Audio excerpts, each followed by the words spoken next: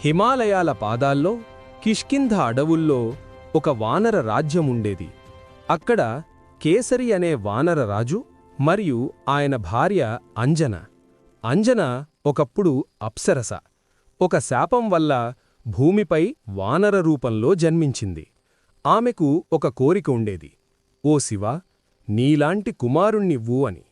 ఏళ్ల తరబడి అడవుల్లో శివుని నామస్మరణతో తపస్సు చేసింది. అదే సమయంలో మరోచోట అయోధ్యలో దశరథ మహారాజు పుత్రకామేష్టియాగం చేశాడు. యాగఫలంగా వచ్చిన పాయసం కౌసల్య, కైకేయి, సుమిత్రలకు పంచబడింది. కాని ఒక భాగం గాలిలోకి ఎగిరిపోయింది. అది వాయుదేవుని లీల.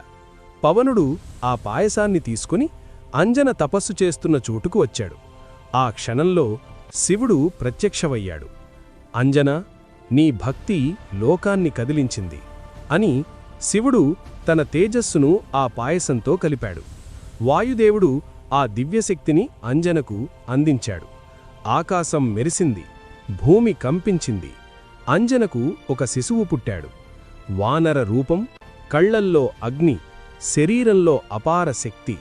అతడే ఆంజనేయుడు. ఇలా శివుని అంశ, వాయుదేవుని ఆశీర్వాదంతో హనుమ జన్మించాడు.